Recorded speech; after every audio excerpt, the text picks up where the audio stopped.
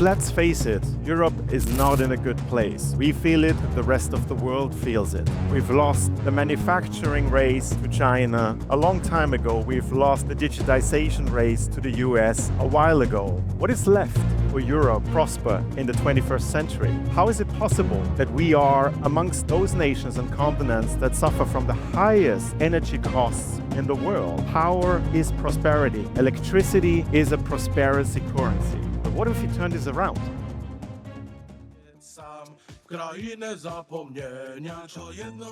Good morning. Well, the bad news is that I did not bring you any chocolate, so apologies for this. The good news is that I hope that I bring you a positive message as to how Bitcoin mining can help to get Europe back on a path towards prosperity. Because let's face it, objectively, Europe is not in a good place. We feel it, the rest of the world feels it. We're called Europeans. That hurts me every time when I hear that. We've lost the manufacturing race to China a long time ago. We've lost the digitization race to the US a while ago. What is left for Europe to prosper in the 21st century? How is it possible that we are amongst those nations and continents that suffer from the highest energy costs in the world? How is it possible to maintain a manufacturing base with those sticky energy prices? Our continent is incredibly dependent on other sovereigns for its commodities, but also for its other resources like raw materials. And we seem to be embedded in a legislative system that seems to be incapable of taking future-fit decisions for the continent. But if we boil this down on first principle, on the essence, what is behind, structurally, behind those weaknesses, it is essentially that we are not capable to provide sufficient, abundant, and cheap available power to power our economies. And Bitcoin has noticed since a long time, but it is not a common fact or a common connection for most of economic participants. Power is prosperity. Electricity is a prosperity currency. And if that is not enough, this graph should bring it home. There is no such thing as a low-energy rich country. It has been proven across the world, across times, it is true. For us to prosper, we need to consume power, a lot. And we will use a lot more in the future going forward. Now you could ask the question, well, why is there even energy-poor countries? Just throw money at the problem. It will solve itself. Everybody will be energy-rich. Well, we know this is not true. And one of the reasons why this is not true is embedded in this, what is called the energy trilemma. Different dimensions that are competing with each other and sort of can never be optimized entirely for all three. On the one hand, we want affordable power. What does that mean? It means that there is always a little bit more supply than there is demand, because that's the only condition in which the market clears it at sufficiently low prices. But we also want energy security. It means we want to have infrastructure that provides enough perfection, market perfection, to make supply and demand meet. This is not always easy to do. And if you're not able to make an efficient market between supply and demand, it leads to price volatility. So not only the nominal prices matter, but also the volatility of those prices matter. If you run a large manufacturing infrastructure, you cannot predict power prices over the next 10 years, it's hard to make an economic case. And the third dimension is what's called the energy independence. And it's ironic, because if you would have asked me the same question 6 years ago, we would have said, energy independence is not that important. Well, the last 5 years have proven otherwise. And it's like with every other risk, risk doesn't matter until it does. So what we see globally is a reshoring of generation capacity into its own sovereign territories to make sure that we can control our own resources. And if you look at Europe in particular, you see now that Europe has historically optimized through the purchase of cheap, abundant natural gas for energy affordability, which has powered the industrial base for decades, and also energy security, because it was very efficient to transport the gas, store it, and have it ready when you need it, which suppressed volatility. But of course, it came at the expense of energy independence. If we think about this going forward, we will have to ask the question, how do we optimize for all three? To put this in numbers, and this also tries to clean up a few myths that you hear in mainstream media. We're not using less power. We're using tremendously much more power. In increments of 20 years, you see the amount of global generation, power generation, has increased dramatically. And only a fraction of that is what is non-fossil fuel-based energy sources. We're not using less fossil fuels. We're using more. It relatively shrank a little, but we're using much more of that.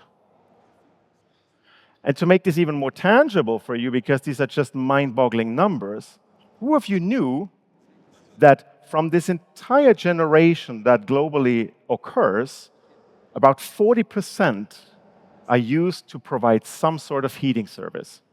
That can be heating your pool, your room, your house, your multi-storage building, your production site, your greenhouse, you name it. 40%. Out of these 40%, 75% are still fossil fuel-based heat generation. And the European share of that is 5,500 terawatt hours. Now, I'm not arguing from a perspective of climate or CO2 emissions or whatever. I leave this conversation to others.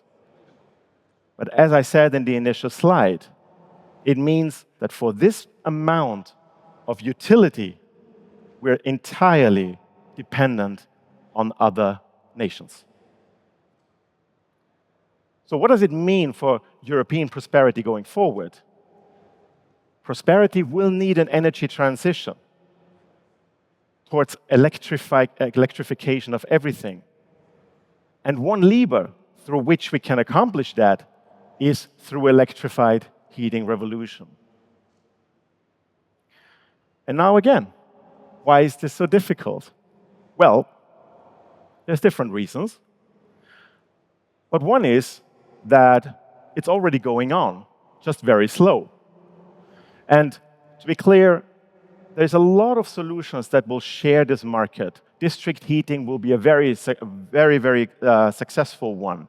Heat pumps are awesome and will take a majority of the share. But we believe that Bitcoin miners and decentralized compute systems will provide one part of the register how we can solve for the electrified heating problem. I should have included one slide where I explain what this actually is for those who might never have heard it. If you take a classical mining site, heat is always a problem.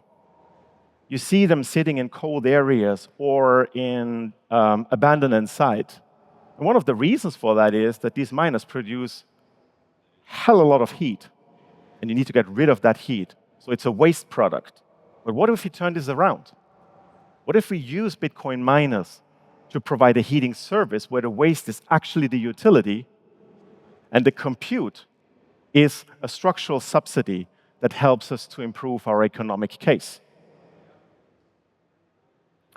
But in order to do this, we need three things in place that need to come together for this to really work.